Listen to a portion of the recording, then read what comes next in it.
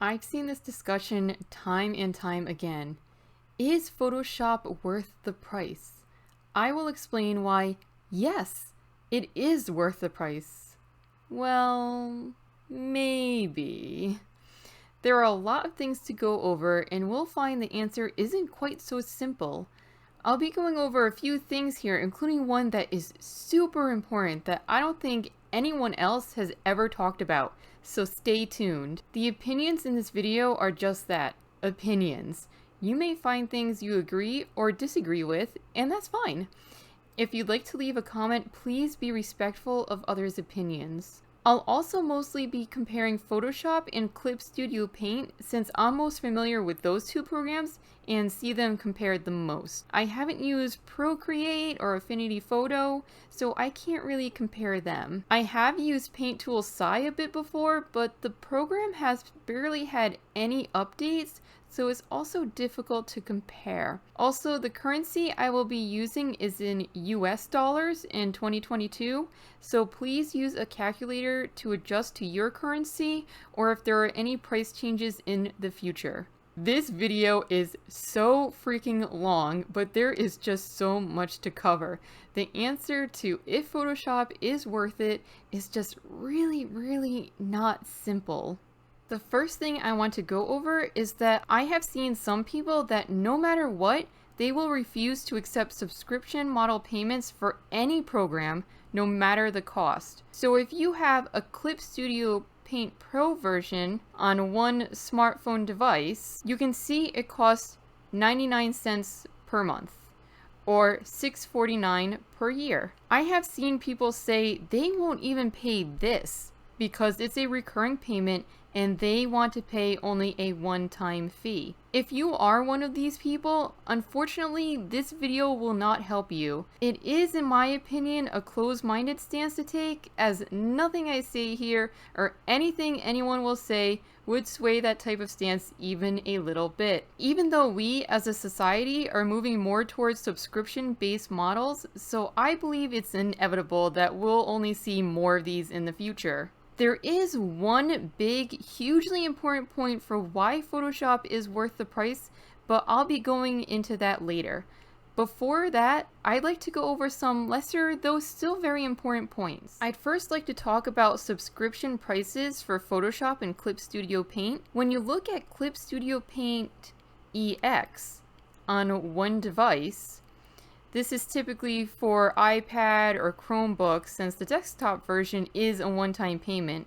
The subscription fee is $8.99 per month or $71.99 annual. When you look at Photoshop, you can get the photography package and it's $9.99 a month or $119.88 per year. The photography package is an annual subscription, but the payment is monthly if you choose this one, so you can't just cancel this anytime or you would be charged a fee. So Photoshop is actually $1 more per month, or the difference of $47.89 per year. The difference is really not as steep as some people make it out to be. You may also be able to use Photoshop on different devices. The plan doesn't say it's limited to one, so I'm not sure exactly as I haven't tried that out. But if you go to Clip Studio and click up to 2 devices, now the plan is $12.49 per month or $99.99 per year. And the difference between the two is now even less. And with Clip Studio, you might also be buying assets in the Clip Studio store, so then you may be paying even more.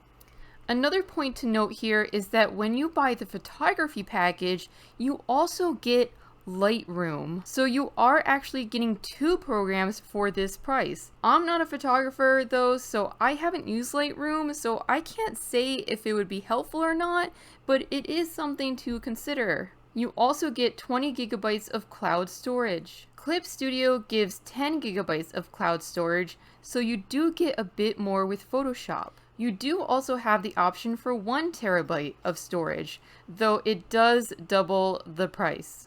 The doubling price for only 980 gigabytes more of storage is a bit considering a Google Drive gives you 2 terabytes for the same price. The next point I'd like to get into is that comparing Photoshop and Clip Studio Paint is not really fair. This is simply because the two programs are made with vastly different purposes. I feel people oftentimes forget that Photoshop is a photo manipulating software. It is not a digital painting or drawing program. Digital artists have just been able to use it for that purpose. Clip Studio Paint, on the other hand, is specifically made first and foremost for comics and illustrations. Ironically though, when it comes to digital painting, Photoshop is clearly the winner in terms of overall optimization. There's a reason why it's industry standard. People oftentimes point out that Clip Studio Paint has many features that Photoshop doesn't have, and I definitely agree with this. The rulers in CSP are unbeatable. Being able to draw in perspective instantly is huge when drawing backgrounds. Actually, this feature is the main reason for why I chose Clip Studio Paint as the program I use for drawing comics. CSP also has some really convenient quick tools such as the selection launcher. I feel like I can't live without this now, and then I go to Photoshop and select something. Not having the launcher there makes me sad. Because of this, you do have to know quick keys or click through the menus to make whatever edits you need. However, Photoshop does have one up on Clip Studio here. In Clip Studio Paint, I can select an area, then go to the Select menu, and now I have Expand Selected Area, Shrink Selected Area, or Blur Border. Photoshop, on the other hand, has a few ways you can modify the selection. Or you can click Transform Selection and transform just the selection and not the stuff inside of it. The navigation panel in Clip Studio Paint is also nicer because I can very easily in one convenient click flip the canvas or rotate it. Photoshop's navigation does not have those options. You would have to click into the rotate view or image rotation, flip canvas. And with this option, you are actually flipping the canvas itself. But in Clip Studio Paint, the flipping is just the view of it. It isn't actually flipping the canvas. Also, I am ironically using Photoshop CS6 and not Creative Cloud, but I don't think these options have changed much in Creative Cloud. I will also go into why CS6 isn't worth it anymore. I'm just stretching it out for as long as I can, but eventually I'll have to upgrade to Creative Cloud. I'll get more into this later. What people often forget when they say Clip Studio Paint has a lot of features Photoshop doesn't is that Photoshop also has a lot of options that Clip Studio Paint doesn't have, or some that are actually better. A big one is layer styles. CSP is pretty limited in this regard as it only offers a border effect in the layer properties. This would be the equivalent to the stroke layer effect in Photoshop. Photoshop offers a cornucopia of layer styles, including drop shadow, inner glow, and outer glow, which are all very nice and helpful. I haven't found a way yet to mimic inner glow in Clip Studio Paint. If anyone knows, please tell me. Photoshop also has a wider range of filters, including lens correction, which is great for illustrations. It also has auto tone, auto contrast, and auto color. So you can also use these to check the balance of the colors in an illustration. Clip Studio Paint also has a couple of auto options, but I believe Photoshop does a better job of this. Photoshop also has a much better text tool. The biggest feature missing from Clip Studio Paint is, of course, hyphenate. Clip Studio Paint will slice off the middle of a word and you have to adjust every line of text to make sure it is balanced correctly and not cut off in a weird spot. Photoshop, on the other hand, will push the entire word to the next line, which requires much less balancing, so you only have to look out for issues like widows and orphans. But this is generally not an issue with typesetting for comics, since the words are usually confined to a word bubble anyway, and the dialogue text is generally very short. Text options in Clip Studio Paint are also confusing. For example, every font allows you to choose bold and italic. But is this really bold and italics or faux bold and italics? Photoshop makes this very clear as it lists each member of the font family, and the only way to access faux bold or italics is by right-clicking to get those options. And it clearly states them as such. This may not be a huge issue for the casual comic artist, but you do want to use the faux options only in a pinch as a last resort, since they will cause issues with the font. People with typography knowledge will notice these issues. I feel like you also get more control over the tracking, which they call character spacing in Clip Studio. Photoshop also gives better kerning options here, though this isn't something comic artists typically need to use since it's more for designers to get that space between letters just right.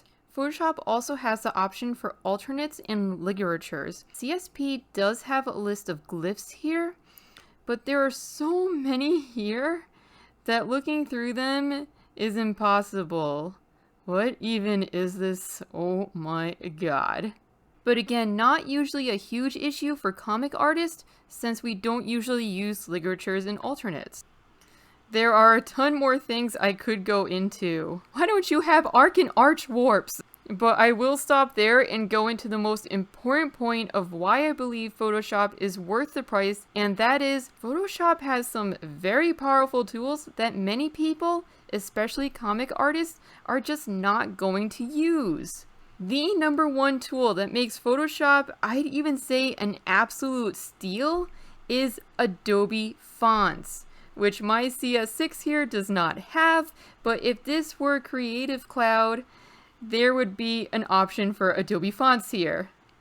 I have used this countless times at my past work and it has absolutely saved my butt. At my past job, we were editing logos and clip art submitted by users, and 99 times out of 100, these were just regular people who were not designers and didn't have access to their vector files. I would have to scour the internet to identify and find fonts, and sometimes those fonts were available in Adobe Fonts. So now I don't have to pay $100 for a font or settle for a font that is close enough. So Adobe just saved me that money I would have otherwise had to spend for a font. Now, I'm not sure of licensing limitations with Adobe Fonts, but for the purpose of what we were doing at my previous job, licensing was not an issue for various reasons I won't go into. If you use Adobe Fonts, that alone justifies the cost of the subscription, if you use it. But many people don't need to use it, so most people aren't even considering it when it comes to the cost of the program. Photoshop naturally also works really well with vectors. So if I have a vector image here, I can drag it into Photoshop and it becomes a smart object. Now if I want to edit this smart object, I just click it and it opens up right into Affinity Designer, or it will open in Illustrator if you have Illustrator. You can edit this image, save it, and then it automatically updates in Photoshop. Clip Studio Paint, on the other hand, can open an SVG file, but what even is this here? It just isn't showing up right. I don't even know what this is. Another point I have heard about why people don't like Photoshop is that they feel the UI is clunky. But honestly, I've heard the same thing said about Clip Studio Paint. My question at that point is, what does clunky even mean? It just varies so much from person to person. I've been using Photoshop for about 18 years, and I feel the UI, even looking at my outdated CS6 version here, it's not at all clunky. I've been using Clip Studio Paint for only about 5 years, but I feel it's a little bit clunkier. Either way, I think it's all about the amount of patience you have for the program you're using, since I use both without any issue. It's just a matter of taking the time to figure out where things are. So you have your main menus here, your tools here, tool submenu here. You can add whatever menus you want on the side, and then you got your colors and your layers. Seems pretty straightforward. Worst thing that happens is I hit the F key by accident, which always just throws me off. I should probably just change it sometime since I never use it. And CSP is very similar. I think mine is set up differently than the default layout, but I got my main menu here, tools here. Actually, I think CSP is a bit confusing having so many different brushes here, and the icons are always changing depending on the brush. Photoshop doesn't do that. Color swatches here are the same, except it doesn't show you have the switch option. And it doesn't have the option to instantly go back to the default black and white, which I frequently use. Then you got your subtool menus here, your brush sizes, color swatches. Over here you have your quick access and actions. Then the navigator, color wheel, and layer options. And then the layers. Actually, Clip Studio Paint has a lot more stuff going on, doesn't it? So for Photoshop, you get a cleaner view of what you're working on, but you might need to look around for the option you need. And in Clip Studio, you have many options right on screen, but it's more distracting and makes the work area smaller. I think a lot of it depends on your workflow, since too many menus may get in the way, but it is also nice to have options available right in front of you. I'm going to get away from comparing Clip Studio Paint and Photoshop for a bit and talk more about the Photoshop pricing model itself, because despite everything I said, I do still have mixed feelings about it. Another thing that is often forgotten by people criticizing the price of Adobe products is that they actually cost less than they used to. If you look at the price of the Creative Suite here, yes, $700 or $600 each. And not only that, but during the time of Creative Suite, they were coming out with new versions about every 2 years. So you were spending essentially $700 every 2 years to upgrade it. Compare now to the price of the Creative Cloud package. It costs $599.88 per year.